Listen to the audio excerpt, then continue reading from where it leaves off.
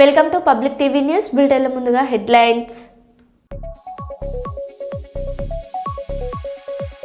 చెన్నైలో వయసు అనేది కేవలం అంకె మాత్రమేనని ఈ బామ్మ నిరూపిస్తున్నారు.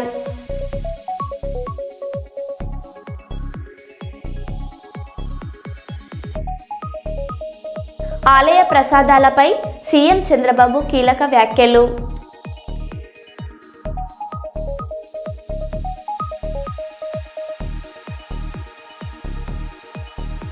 కొసగిలో క్రీడా దుస్తులను పంపిణీ చేసిన సుందర్రాజ్ దొర.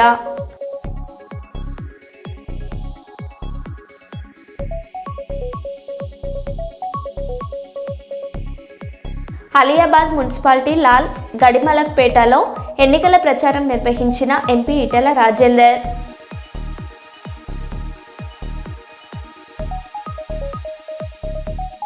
హైదరాబాద్ నాంపల్లిలోని ఫోరెన్సిక్ ల్యాబ్లో భారీ అగ్ని ప్రమాదం.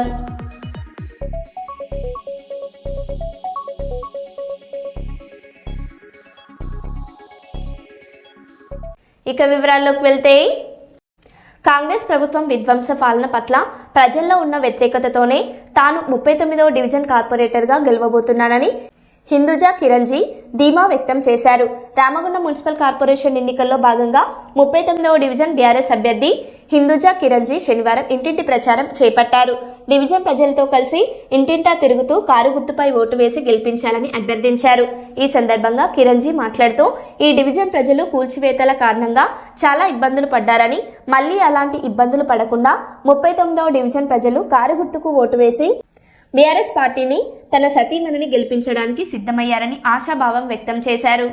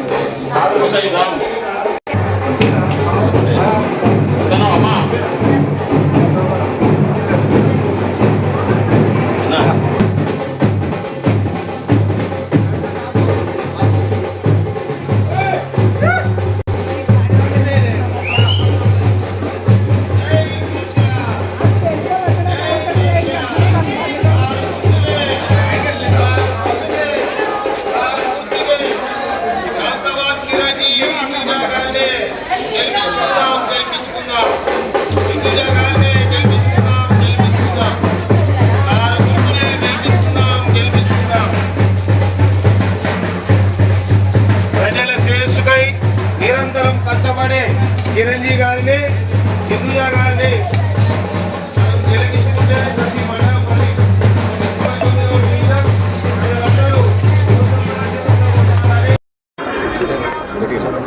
ఈ ఒక్కసారి అవకాశం ఇవ్వండి. కారు గుర్తు ఖచ్చితంగా అందరూ ఓటేసి మమ్మల్ని ఆశీర్వదించండి. జై తెలంగాణ. జై తెలంగాణ. చూస్తే మున్సిపల్ కార్పొరేషన్ ఎన్నికలు జరుగుతున్నాయి. 39వ డివిజన్ నుంచి బీసీ మహిళగా మా భార్య నిల్చోబెట్టిన నేను ఇక్కడనే 14 సంవత్సరాలుగా బీఆర్ఎస్ పార్టీలో 14 సంవత్సరాల తెలంగాణ ఉద్యమం నుంచి ఉన్నా కాబట్టి నేను ఒక 14 సంవత్సరాలు కరుడుగట్ట బీఆర్ఎస్ పార్టీకి విధేయుడిగా ఉన్నా కాబట్టి ఈరోజు నాకు టికెట్ ఇవ్వడం జరిగింది. ఆ టికెట్లో భాగంగా మా భార్యను నిల్చోబెట్టడము, జనాదరణ ప్రజల్లో కూడా ఇక్కడ చుట్టూ జరుగుతున్న కూలగొట్టడాలు, విధ్వంసాలు, గుళ్ళను కూలగొట్టడాలు, ఇలా అనేక సమస్యలు మా శివాజీనగర్లో ఎక్కువనే ఉన్నాయి.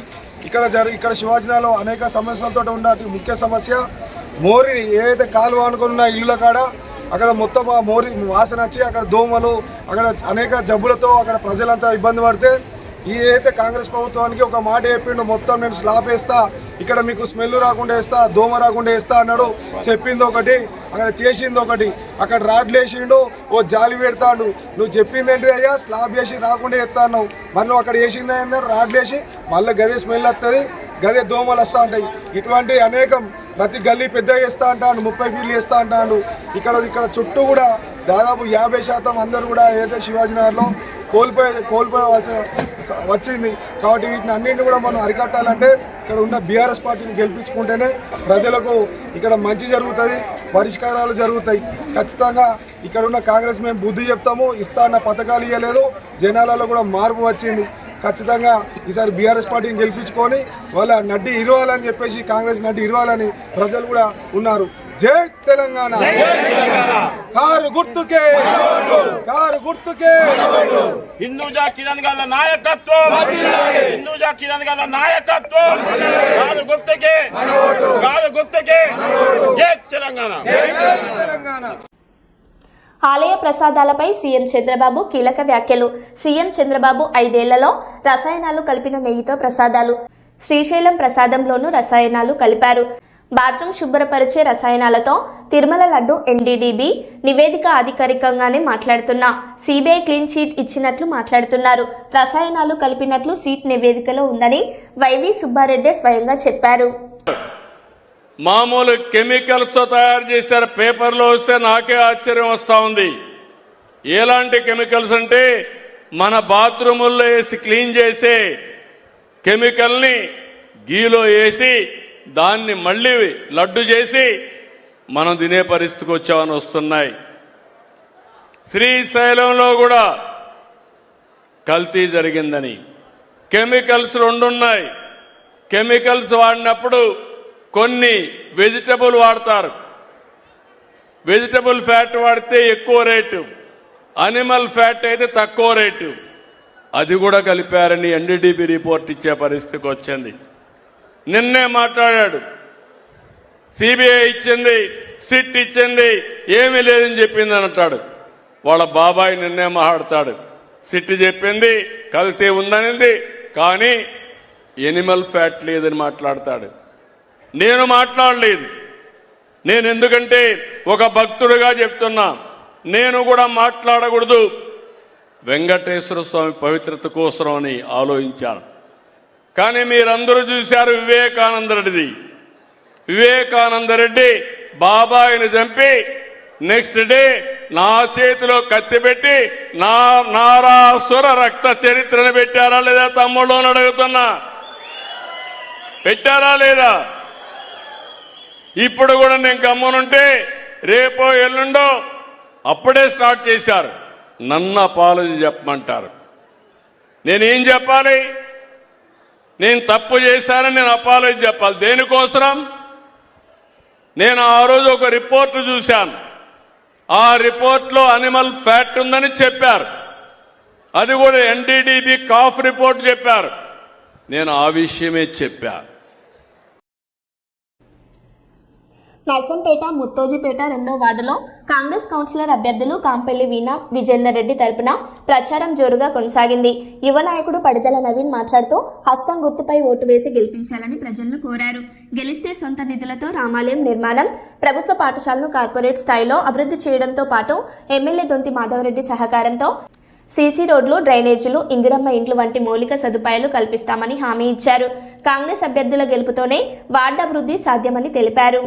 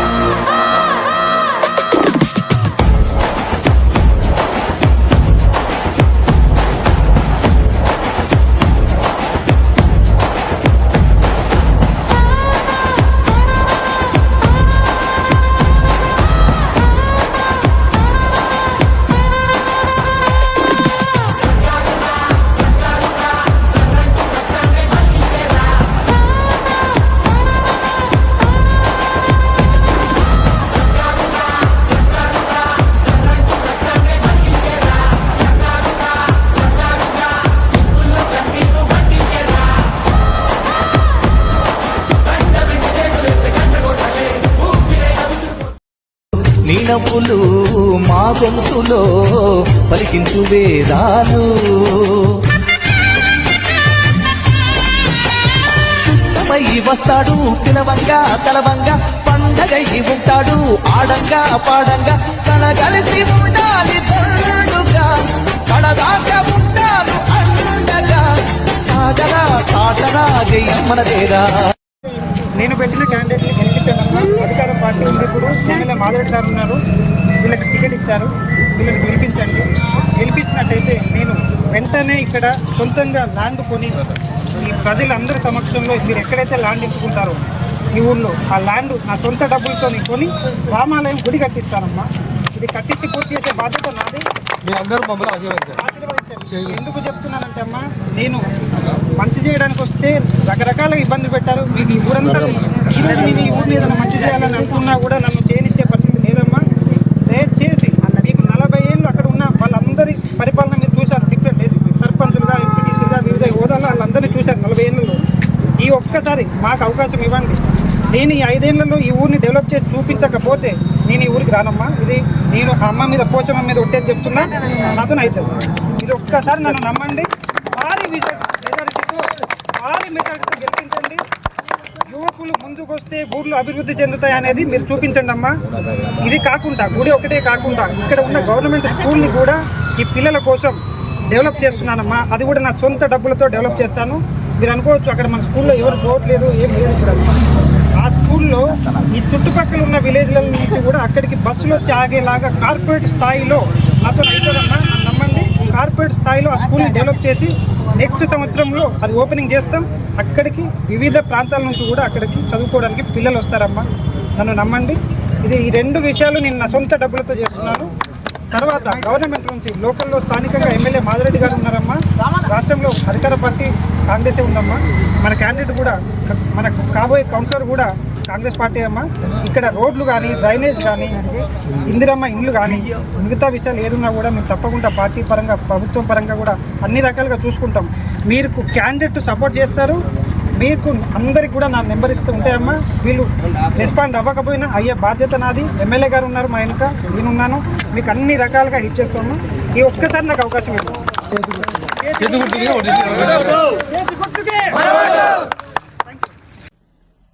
కర్నూలు కలెక్టరేట్ సమీపంలో హిందూ ఎస్సీ ఎస్టీ పరిరక్షణ సమితి రాష్ట్ర అధ్యక్షుడు మల్లెపోగు ప్రతాప్ మీడియాతో మాట్లాడుతూ దళితుల పట్ల దాడులు రోజురోజుకి దాడులు జరుగుతుంటే ప్రభుత్వం చిత్తశుద్ధి లేకుండా పట్టించుకోవడం లేదని ఆవేదన వ్యక్తం చేశాడు.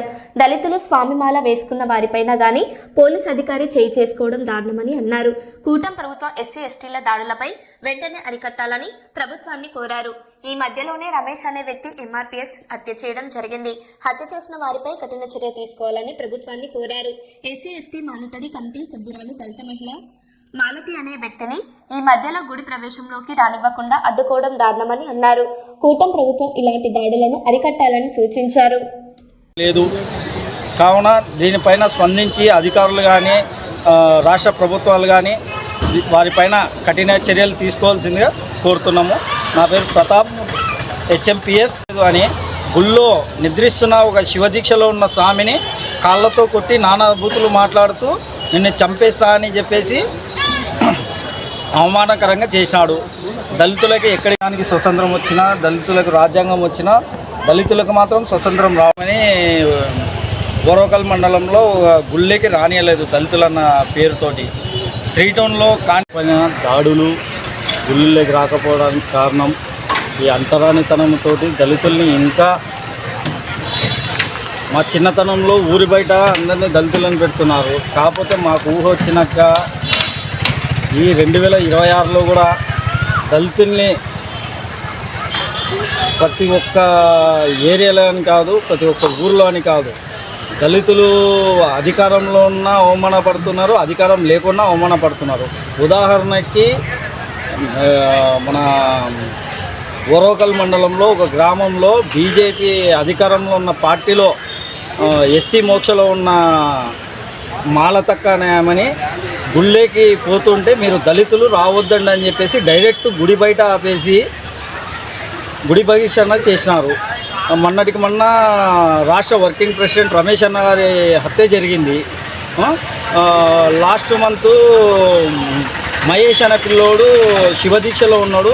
3 టౌన్ కానిస్టేబుల్ ఫుల్ తాగేసి గుళ్ళో పడుకున్న పిల్లోడిని అధికారం ఉందన్న అహంకారంతో గుళ్ళో పడుకున్న స్వామిని కాళ్ళతో కొట్టి నానా బూతులు తిరుగుతూ గుళ్ళో నుంచి బయటికి ఇట్టుకొచ్చి కొట్టి, నేను అధికారిగా నువ్వు ఏమైనా చెయ్యి, నిన్ను చంపడానికి కూడా మేము వెనకాడమని చెప్పేసి ఇలా దాడులు చేస్తున్నారు. దీనికి కారణము ప్రతి ఒక్కరూ గుర్తించి పోలీసు వారు, రాష్ట్ర ప్రభుత్వము అందరూ దళితులపైన ఫోకస్ చేసి ఈ దాడిని అరికట్టాలని కోరుతున్నా. నా పేరు ప్రతాప్, ఎంహెచ్పి రాష్ట్ర అధ్యక్షుడు. పేద విద్యార్థులు పోటీ పరీక్షల్లో విజయం సాధించేందుకు కర్నూలు రాక్వుడ్ స్కూల్లో అభ్యున్నతి చారిటబుల్ ట్రస్ట్ ఆధ్వర్యంలో ఉచిత శిక్షణ తరగతులు ప్రారంభమయ్యాయి. రేవార్ సజీవరాజు ఎంఆర్పీఎస్ సహా వ్యవస్థాపకులు కృపాకర్, ట్రస్ట్ అధ్యక్షుడు రామాంజనేయులు కార్యక్రమాన్ని ప్రారంభించారు. గ్రామీణ విద్యార్థులకు స్పోకెన్ ఇంగ్లీష్ శిక్షణ కూడా అందిస్తామని నిర్వాహకులు తెలిపారు. ఈ సందర్భంగా ట్రస్ట్ క్యాలెండర్ను ఆవిష్కరించారు. చెప్పండి సార్. అన్నా చెప్పనా?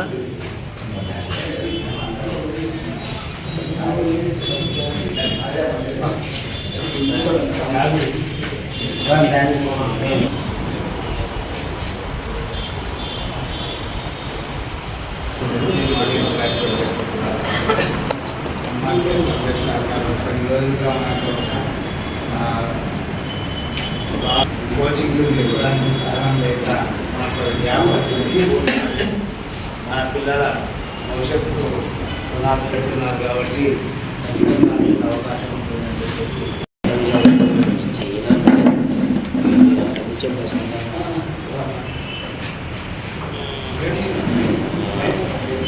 సంజీవరావు సార్ బాగున్నాయి.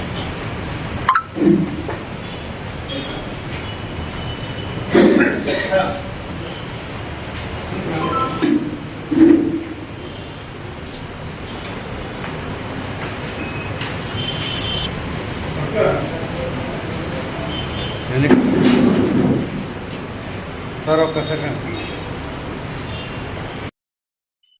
పేద బడుగు బలహీన వర్గాలు, ప్రత్యేకంగా మాదిగలు విద్యాపరంగా వెనుకబడి ఉన్నారు. పోటీలో చాలా వెనుకబడి ఉన్నారు. వాళ్ళని పోటీలో ముందుకు తీసుకొని వెళ్ళడానికే అభ్యున్నతి చారిటబుల్ ట్రస్ట్ ద్వారా ఉచిత శిక్షణ కార్యాలయాలు ఏర్పాటు చేసుకొని ఇక్కడ నుంచి ఉచిత శిక్షణ కార్యక్రమాలు నిరంతరం కొనసాగే విధంగా, ఉదాహరణకు ఇప్పుడు రాబోయే డిఎస్సి శిక్షణ, స్పోకెన్ ఇంగ్లీష్, ఇప్పుడు పోటీతత్వంలో ఇంగ్లీష్ రాని వాళ్ళు చాలా కష్టపడుతున్నారు, బాధపడుతున్నారు. మేము గతంలో తెలుగు మీడియంలో చదువుకొని ఏదో ఉద్యోగాలు చేసి అప్పుడున్న సిచ్యువేషన్ బట్టి మేము పైకి వెళ్ళగలిగినాం. కానీ ఇప్పుడున్న పరిస్థితుల్లో ఇంగ్లీష్ రాని వాళ్ళు చాలా కష్టంగా ఉన్నారు. కాబట్టి స్పోకెన్ ఇంగ్లీష్ని కూడా నిరంతరం ఇక్కడ కోచింగ్ జరిగేటట్లుగా ఏర్పాటు చేసుకోవాలని ఒక సంకల్పంతో మేము ఆల్రెడీ సంజీవరాజు సార్ గారిని ఇక్కడ మేము రిక్వెస్ట్ చేసిన వెంటనే తక్షణమే మాకు అనుమతినిచ్చి ఈ కార్యక్రమం ఇక్కడ నిర్విరామంగా కొనసాగే విధంగా మాకు సహకరించినందుకు కూడా సార్కు ప్రత్యేకంగా ధన్యవాదాలు తెలియజేస్తున్నాం. ఒక క్యాలెండర్ని సమిష్టిగా ప్రారంభించుకోవడము, అభివృద్ధి కార్యక్రమాలకు ఒక కార్యాలయాన్ని కూడా ఇక్కడ మనం ప్రారంభించుకోవడం అనేటువంటిది రెండు గొప్ప సంఘటనలు ఈరోజు జరిగాయి. మాదిగ ఉద్యమం ఉధృతంగా జరుగుతున్న రోజుల్లో ఎంఆర్పిఎస్ ఉద్యమం మిత్రుడు రామాంజనేయులు గారి ఆధ్వర్యంలో మన నంద్యాల చెక్ పోస్ట్ సెంటర్లో ప్యారలల్గా అక్కడ కొన్ని అభివృద్ధి కార్యక్రమాలు జరిపారు.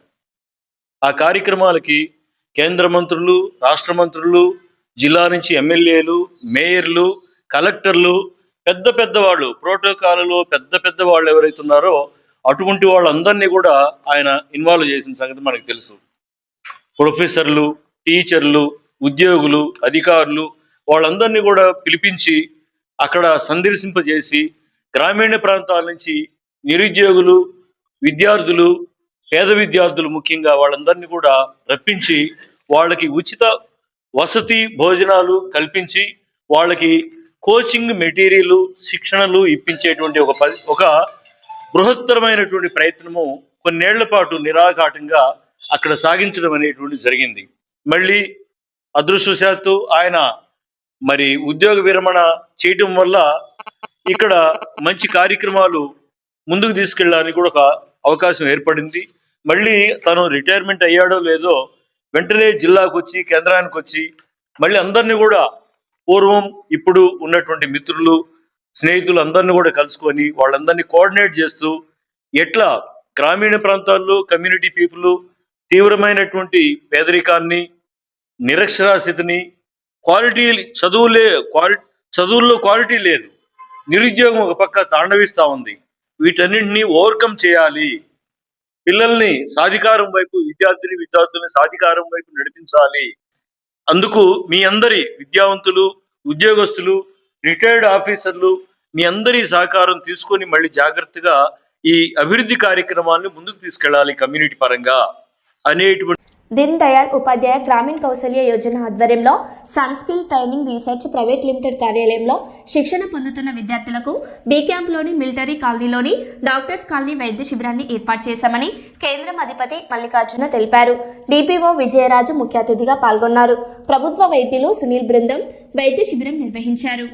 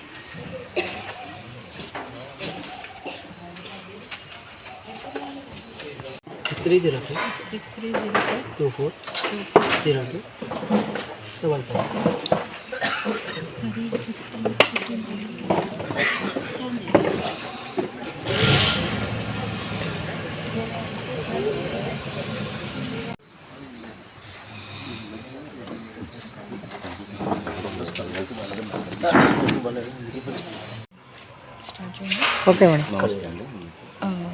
Good afternoon, all India. Today we are conducting health camp at DDU GKY, which is organized by Sunrise Skill Development, Sun Skills Development Program, which is a centrally sponsored scheme run by both the central and state government.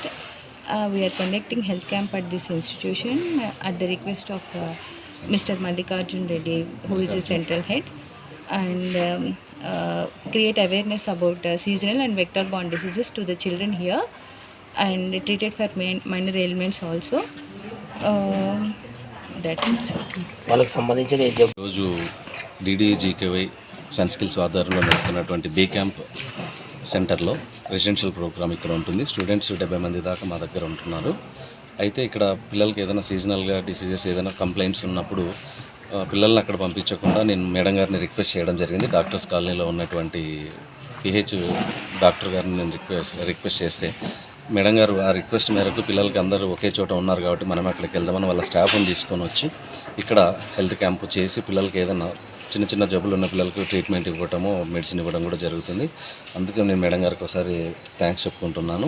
ఎట్లే మా పిల్లలకి ఏదైనా సీజనల్గా వచ్చినా ఏదైనా ఎమర్జెన్సీలో ఉన్నా కూడా మాకు అందుబాటులో ఉంటున్నారు. గత 15-20 డేస్ నుంచి ఈరోజు ఏకంగా మన రిక్వెస్ట్ చేస్తే క్యాంపస్కి వచ్చి చెప్పడం పిల్లల్ని ట్రీట్ చేస్తున్నారు.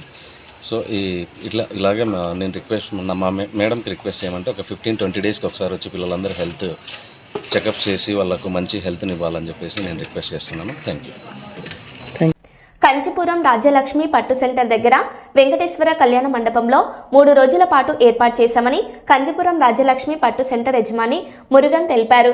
కర్నూలు నగరంలోని గుత్తి పెట్రోల్ బంక్ దగ్గర శ్రీ వెంకటేశ్వర కళ్యాణ మండపం దగ్గర 3 రోజుల పాటు పట్టు వస్త్రాలను కొనేందుకు ఉన్నామని కంచిపురం రాజ్యలక్ష్మి పట్టు సెంటర్ యజమాని మురుగన్ తెలిపారు.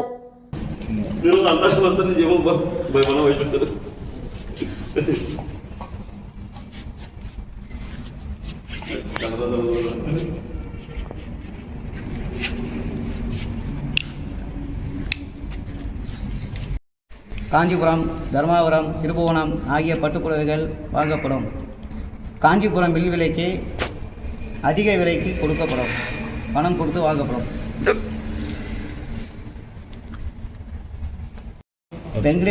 லட்சுமி வெங்கடேஸ்வரா கல்யாண மண்டபம், குர்த்தி ரோடு, கர்னூல்.